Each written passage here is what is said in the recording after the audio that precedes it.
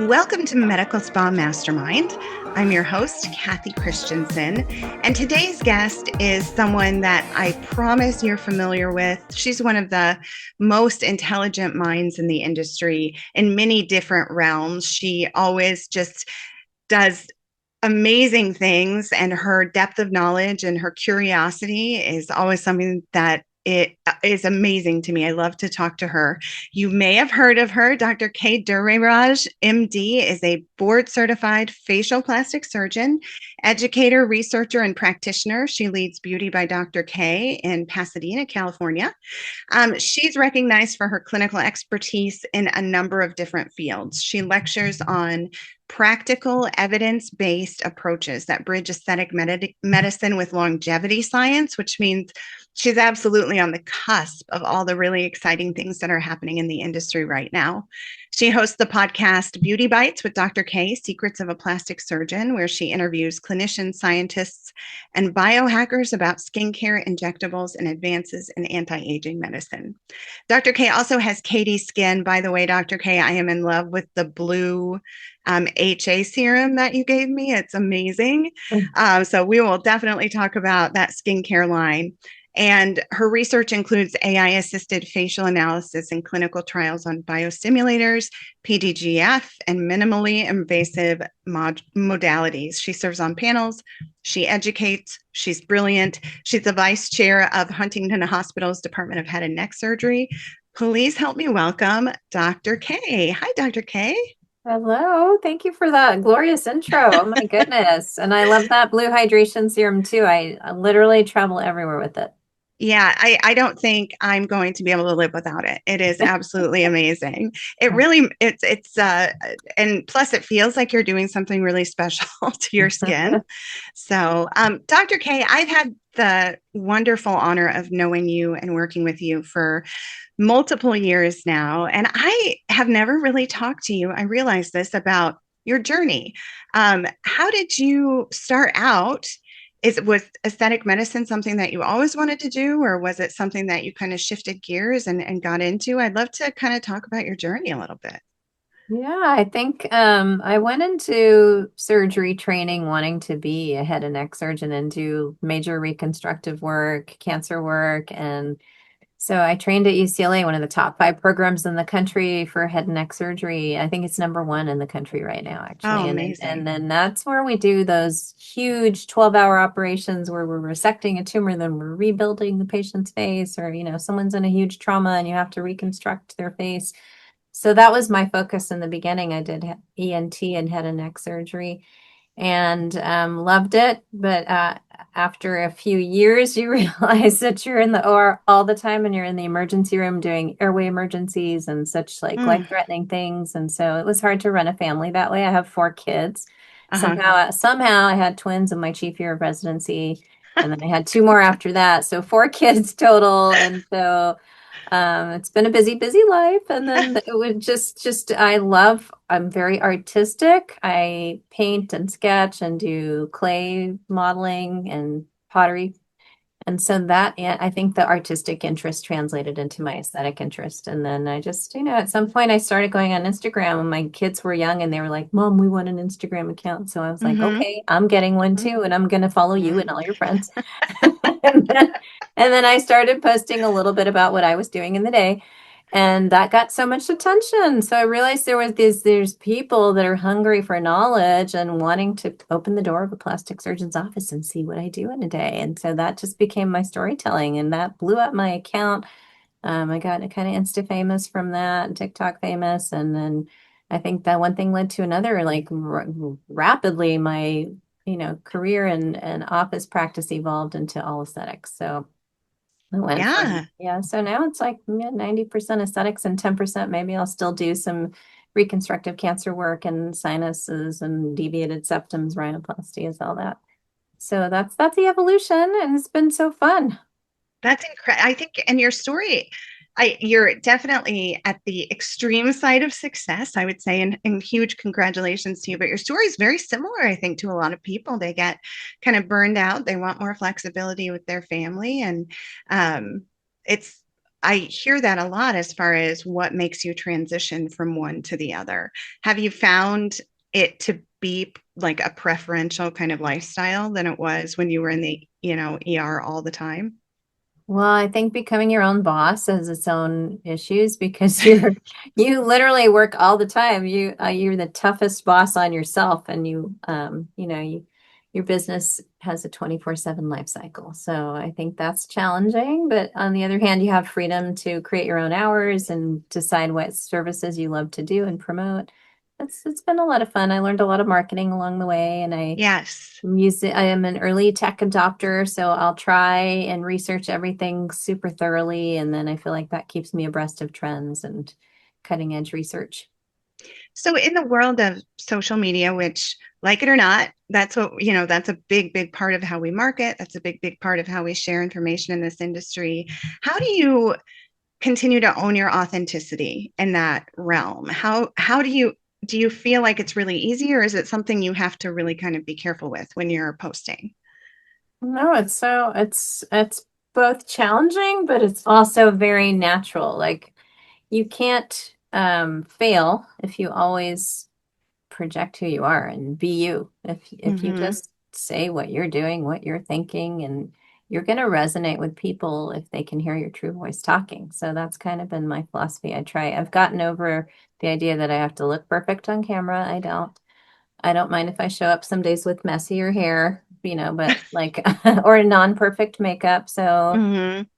it's truly making yourself vulnerable and allowing yourself to talk openly with people. And that's, I think, a very physician and clinician related skill. Like when I go into a room with a patient I've never met before, they're supposed to bare their soul to me and tell me everything about themselves. And I am supposed to be way welcoming and make them feel comfortable. So that's the approach. Just be yourself, be warm, be comfortable.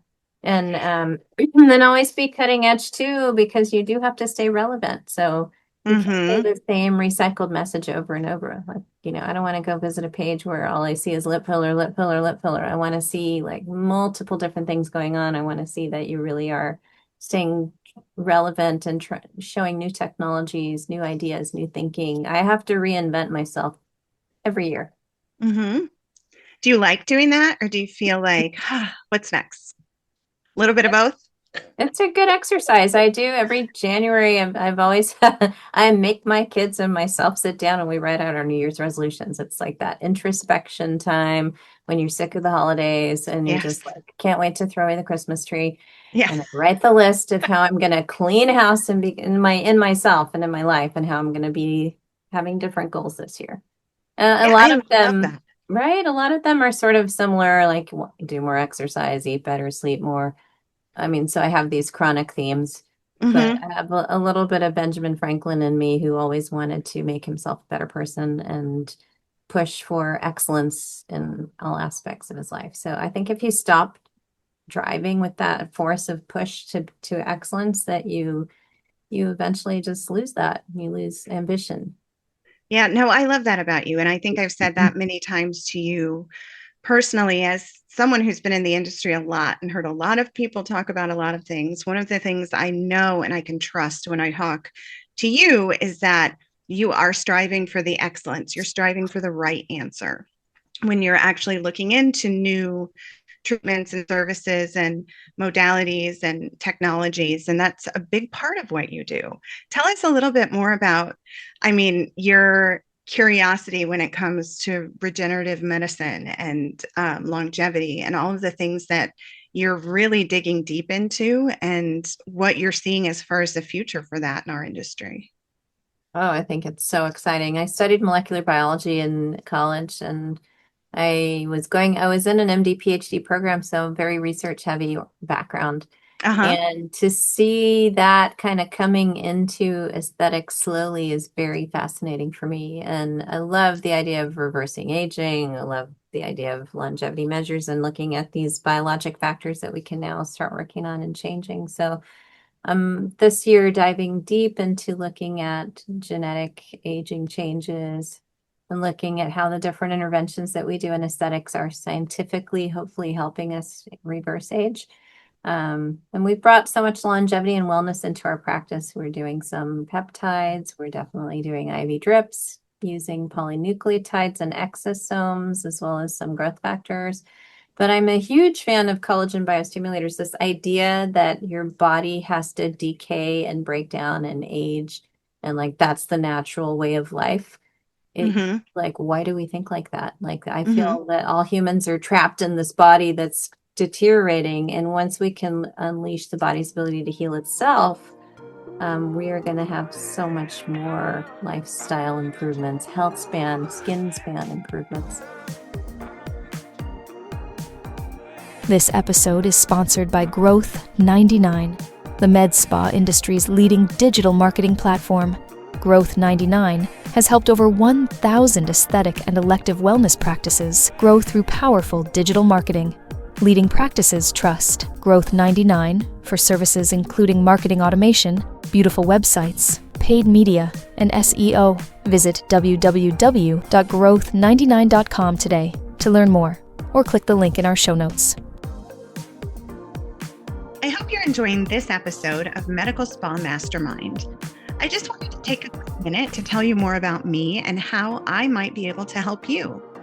I've recently launched Christensen Consulting to help practices like yours with the operational and strategy challenges that you're facing. As someone who's been in the industry for 20 plus years and who's grown small businesses from being in the red to being multi-million-dollar companies, I am confident I can help you. Whether you feel like you're always behind and making decisions for your practice on a rush and reactionary, or struggling with team management and motivation, or maybe you're assessing how to grow and scale and make more money, whether that be on your own or through private equity or investment, wherever you're at, I can help. Please reach out to me at Cathy, C-A-T-H-Y, at cchristensenconsulting.com. That's CCHRISTENSEN consulting.com. Or check out my website at cchristensenconsulting.com so I can help you find solutions and find success. And now back to our episode. Oh, it's so true. I've been talking to one of my sons, and I'm just like, I feel like I'm still 18 in my brain. I still feel that way. Granted, I'm a little foggier sometimes, but it is true. I mean, it's not like you necessarily age or get decrepit in your brain, but your body has limitations and you start to feel it as you age. So do you think this is the future? Everything that I've read and the research that I've been looking at as far as kind of our next steps in this industry are longevity medicine, wellness, kind of matching the way you feel versus with the way that you look. Do you feel that's where we're going? And if so, how does the average clinic adapt into that? I definitely think that's where we're going. That's where consumer interest is. We're also excited about the idea of being able to reverse some of the hallmarks of aging. And the average clinic is going to have a harder time adapting to it on the one hand. On the other hand, if we keep focusing on just treating pretty and fixing lines, like we can't be focused on wrinkles and lines and brown spots. We have to look at those external markers of aging as signs of internal senescence, which is the process where cells lose their function slowly. They stop producing their normal proteins. They become zombie cells, which are secreting, senescent proteins that make the entire zone start to age differently. So, I think intuitively we started by there's a wrinkle, let's shoot at it. And now we need to change our thinking to there's brown spots, wrinkles, and skin crepe texture changes. This is senescence of the skin. And what are the drivers of that? Menopause accelerates aging. The GLP-1s accelerate aging. And so at each level, when we assess our patient, we have to check for what are they deficient in? What is their milieu? Do they have a toxic milieu that's full of, Red Bull, and they're having vaping and they're doing like all-nighters? Or are we dealing with the person who has green juice and yoga and like really a lovely milieu? So our interventions work differently in those two bodies, right? So the things we do with injectables and lasers and treatments may work completely differently if we take Right. undernourished person and bring up their nutrition and fix their orthomolecular biology, and then we do an intervention on them. So I think that's how med spas can help, is to like assess your patient, change your thinking, stop looking at lines and wrinkles, look at the creature in front of you and assess who they are, where are they having deficiencies, how do we replenish it, and then let's turn on their their regenerative capacity. How now you are in California, so it may be easier for you, but how often do you recommend that like full body kind of improvement? And then we'll do the treatment and the patient is on board. How do you educate the patient to them understanding full body wellness will actually get them the result? Or do you get resistance where it's like, just fix it? You really don't get resistance because honestly, you go to your doctor once a year and they do your labs and they're like, okay, you're fine. You're not going to die. The do not die labs. But then you leave there thinking, okay, I'm fine, but I'm so tired. I don't feel like myself. Yes. I'm aching. I sleep 8 hours. I'm still exhausted. Like this is not me. And Yes. so everyone is open to the idea that there's a deeper level assessment that something's missing, I think. Yes. I personally I think, love that.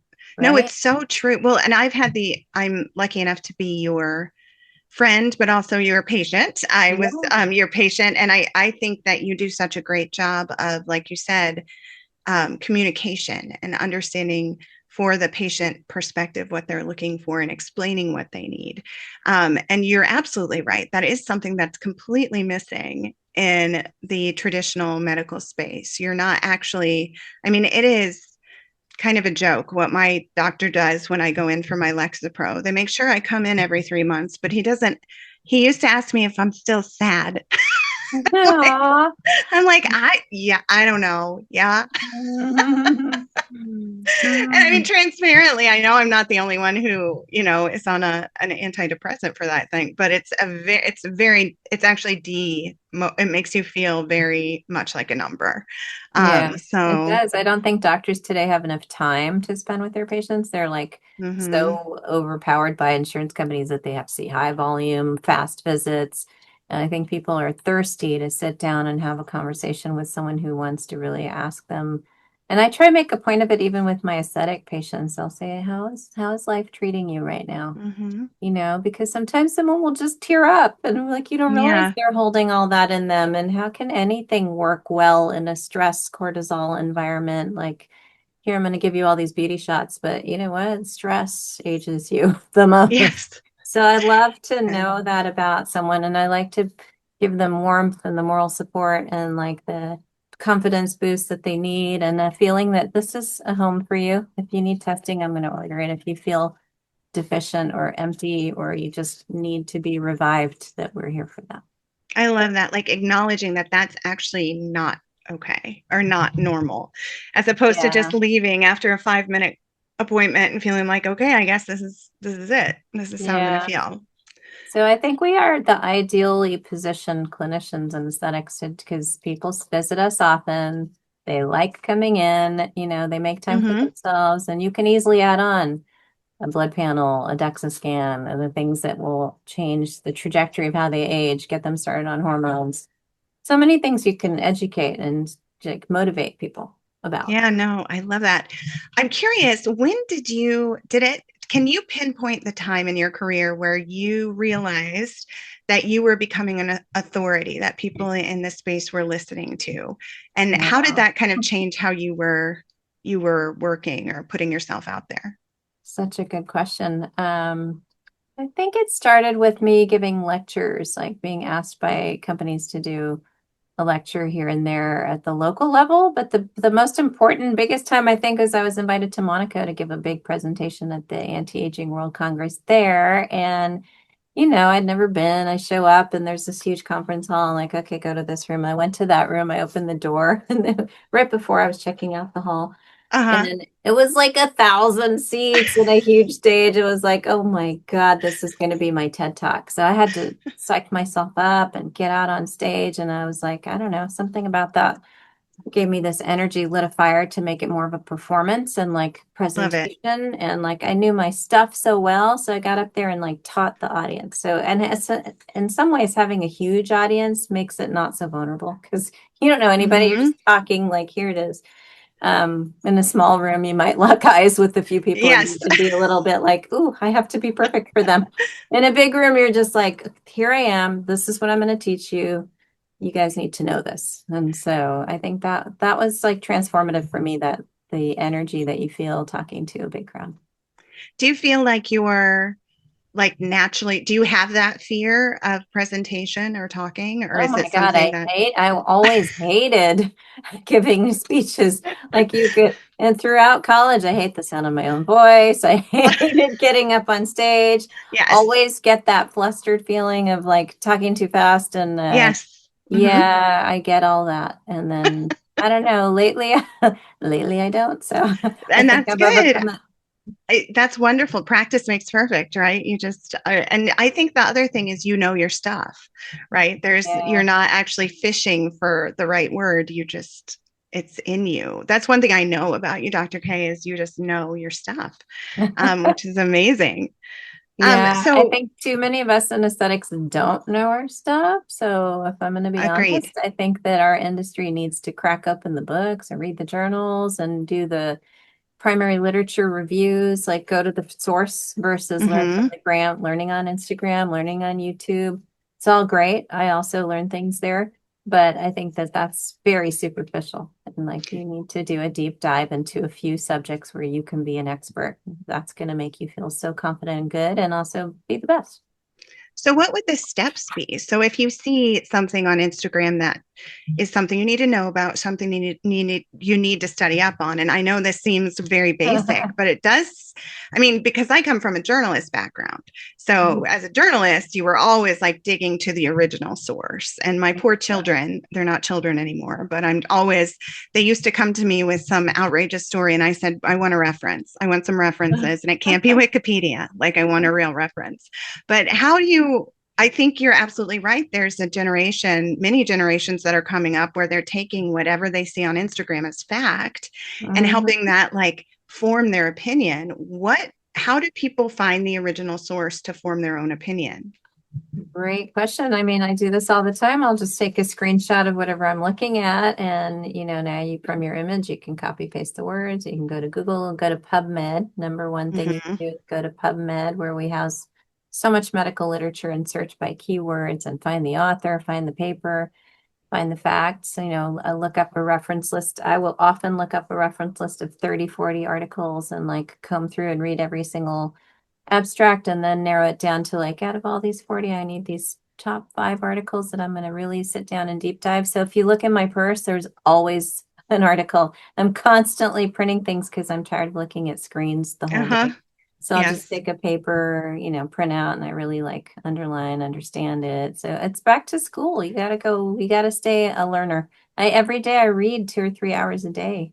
And I feel Hmm. like not enough people are doing that right now. And with AI coming, AI is here, Hmm. really going to turn our brains off. And Hmm. we are going to need to work on that idea of looking at primary literature sources, building our own thoughts, and like, vetting what we're reading. Is it true? Is it not true? Yeah, I've stopped watching the news because it's so biased and so Hmm. untrue. And like, I only like to read. Yeah, no, I agree with you. And I think it's like earning your place, right? You have to earn your place. Medical aesthetics is an incredible field filled with incredible people, but there are a lot of people that feel like once they're here, they're done learning, they got where they're going, they only need to know what they know. And I feel like that is really a harmful kind of way of thinking. And also to just trust what you're hearing or trust what a vendor is giving you. It's really important to start educating yourself. It's all up Very. to you. Just same with laws and legal. Don't trust your business when they say they've got you covered. You've got to know your rights. You've got to know what you're doing. So I love that that's how you operate. And I think you're right. There's a lot of us that can do a lot better with that.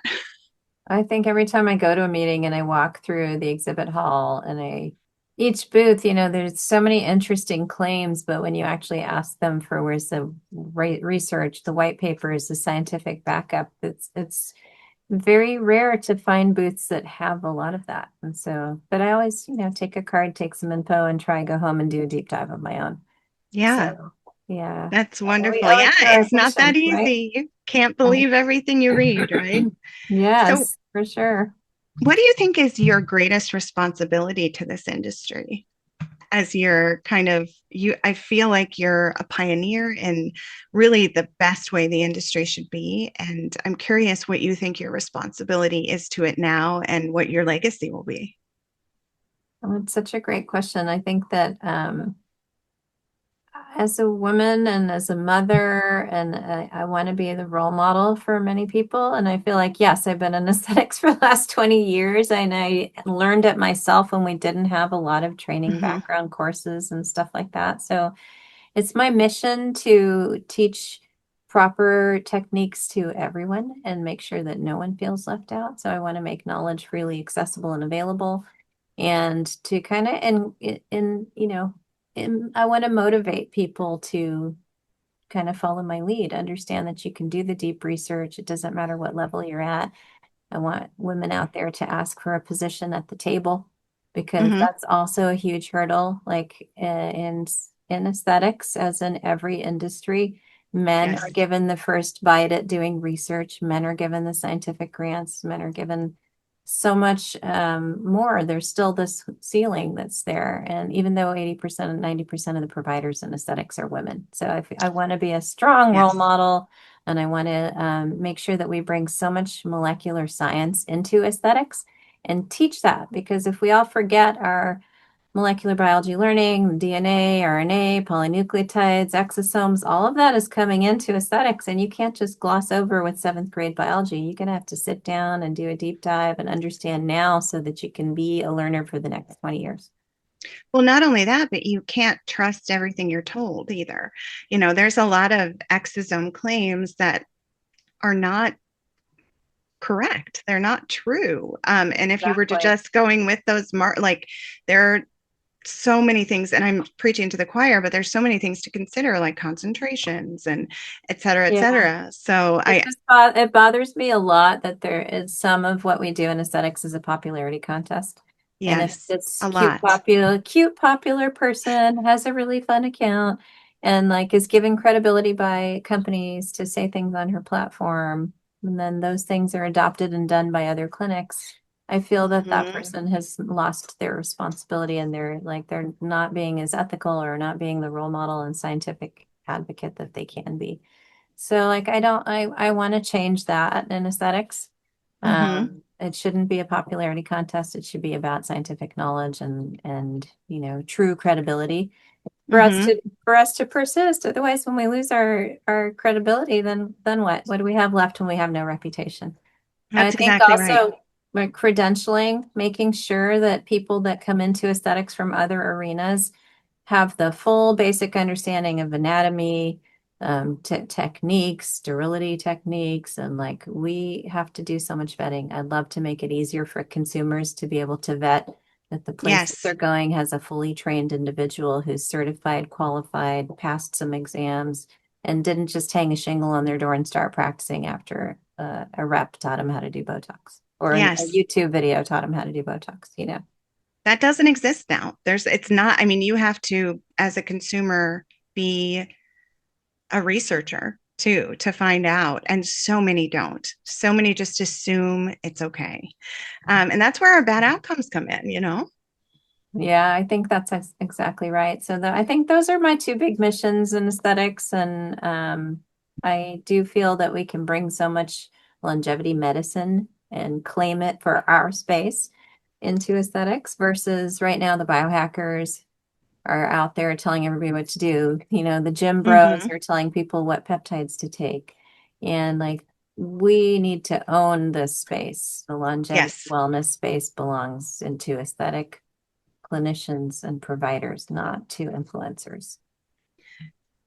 I completely agree. Um, so tell me, as you look at your business now, if you had a moment to kind of go back to Dr. K when she was first starting out, what would you tell her to kind of give her a leg up, that you learned, a hard lesson that you learned, or a great thing you did to keep up doing? What would your piece of advice for her be?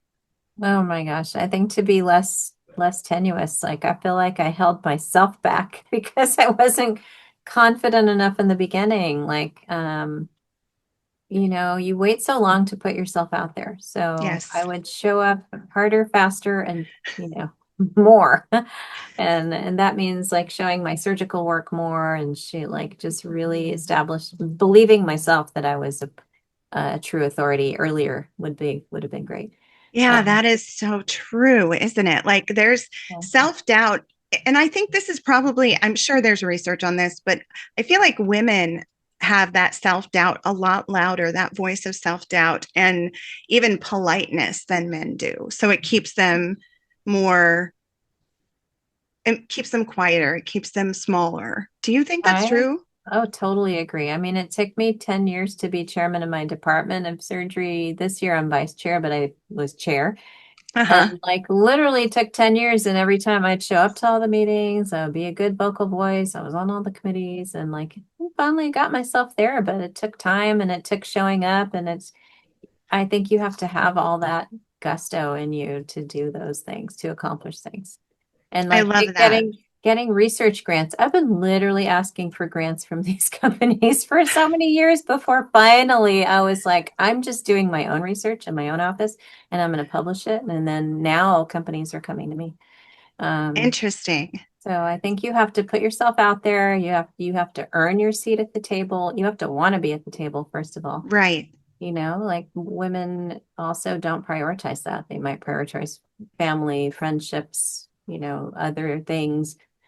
But I think we owe it to ourselves and our industry to show up and be a responsible voice and represent. Yeah, no, I love that. And I think one of the things that we all do, I know this is something I've been guilty of probably my whole life, is giving so much power to other people. Even Mhm. if it is your loved ones or your boss or your to determine how you feel that day. Yeah, That's a lesson I'm learning and have been like kind of in my own mind learning. even Um, now, every day, every day, every day. I every mean, day. yeah, I've been at the top of my career. I'm just starting an amazing consultancy and I'm loving it. But I still every day have to be like, you know what? I did the best I could do. It doesn't matter what they think. And Yeah. I don't know what that is. Why do women do that? Why the heck do we do that? I don't know, but you do have to tell yourself every morning to snap out of it and remember. Yes. It's the problem is that you forget your self-identity. I feel like when I was 15 years old, Yes. I knew exactly, kind of knew who I Yes. was, or even younger. Maybe we start younger, like 10 years old, you have no doubts, right? Then you get Yes. into puberty and you kind of like start not liking shrinking to hide your Right. breasts and all this. And then in your 20s, you're trying to please everybody. Then you get the husband or the relationship, Yep. and then you lose your identity there to Yes. become that couple and the wife. And then you lose your identity when your kids come because you're so devoted to being a mother and being nurturing. And then suddenly your kids are grown and you're like, okay, who am I again? And then, That is so true. right? Because then you're like, okay, now I have time, now I have space. And then I don't know who I was or who I aspired to be or how did I get here? What happened to It's my so identity? true. I mean, and nobody talks about it. You never hear any. I recently have gone through that transition too, where it's like, wait a minute, like it's What do me I really now. want in life? Like, yeah, what really makes me happy now? I've been on big stages, I've traveled a lot, I feel like I've had really great success in my practice, and then I'm still like every day, like, what makes me happy? I have to really Yes, stop and think what simple things make me happy and what and then big do things. them. Yeah, right? Like you're doing the big things, Prioritize. like you're doing the consultancy, your podcast, and like it's not so easy to just break through the mental bandwidth of like show up for yourself and do that shit, you know? Oh, it's so true. And then I will say, like the energy you get when you finally start kind of acknowledging who you were before is like, oh yeah, I really, really like doing this. Like I really enjoy doing this. And it's something, it's a part that you kind of hide or bury because it's not serving you in certain points of life, if Yeah. you're so it's a really it's an interesting time when your kids are grown or growing and it's like, Hmm. okay. I mean, if we're all going to live till we're 130, I have a lot of time. You do. I think that's something maybe I should have told my younger self too, is like devote time every day, every week, every month to remembering who you are, and like get away from those kids, get away from that husband and the Yes. job, and just be in your own headspace and enjoy who you are, because your lifespan is going to be so limited. Like it's really important to find out what resonates in your heart. Oh, And I love that. Yes, I love that. I'm I going to feel think about like that a lot. I have a couple big projects that I have ahead, and like I have these days where I'm like, okay, go, go, go. And then I have these Uh-huh. days where I shrink and I'm like, I don't know if I can do this. I don't know if I want Yes. to do it. I don't know if I can handle it. So I feel myself, my own energy expanding and contracting. And then I'm like, why do I have self-doubt? That's why I Yes. am holding myself back. But some days I'm Yes. so energized. I'm like, we're doing this. And then, but it's funny because it's not a constant stream. It's a back and forth. Yes. And And you've got to self-doubt. stay like I found it's funny. I had a friend who was kind of an acquaintance, and then in the last 6 months has really become a great friend. And she sent me this beautiful little sculpture. And she's like, because she could hear, she didn't even know. I didn't admit my self doubt. She could just hear it in the way that I was communicating with her.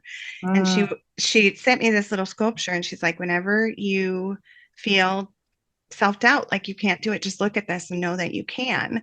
And I was mm. like, how are these women in my orbit? You know, it's almost Totally. like you Yeah. have to rely on your sisters to get you through Yeah. this That's kind of so true. stuff. That's so Yeah. true.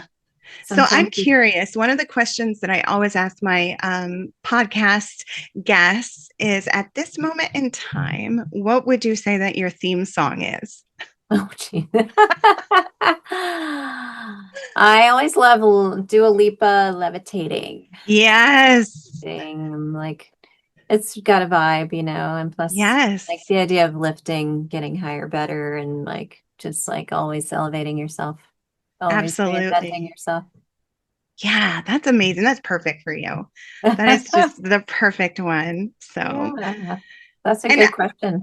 oh, I love that. Well, you know what? I was recently speaking with someone, and sometimes you forget the power of music, I think. Um, Mm-hmm. I have a horrible tendency to listen to news when I'm Mm, driving or commuting, and it's horrible. Like you were saying, it's biased and negative. And I mean, I want to stay informed, but I need to turn on that music sometimes, or to just keep your mood growing. So exactly. before we end, I'm really, really curious, and I think I know the answer, but what specifically is exciting you about the industry right now? What is kind of lighting your fire? I think I know the answer, but I'm curious. Mm. Well, I'm definitely excited about longevity measures coming into aesthetics, but I think also aesthetics is at a difficult time because we went through Yes. a crisis of filler fear, and Mm-hmm. I think there was so much financial impact in that. I think a couple Yes. loud voices, kind of surgeons, made everyone doubt the idea that fillers were good or that Mm-hmm. biostimulators were usable for people wanting future surgery. So I feel that that gave a negative, effect to the industry these last couple of years, and it's super important to use that in a positive way, like to reinvent the dialogue. Like, perhaps it was necessary because we were getting overfilled faces. Mm-hmm. Not every injector, has real precise techniques. And so I like that we've reversed that trend to natural collagen biostimulators, which I've used for like the last 20 years. So I'm really Uh-huh. excited to have new people come into collagen stimulators.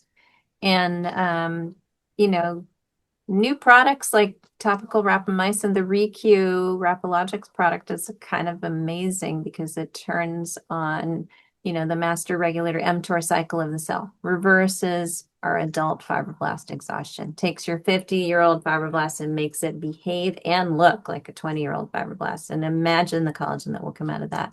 And that's a topical cream twice a day. So that is currently launching and going to blow up. And already I'm on it. I love the bounciness of my skin. I Oh, exciting. literally think everyone should be on this product. That's wonderful. And how would you find out more about that? Obviously, we need to get on iPub, right? And take a look at that. But how do people in the industry learn more about that?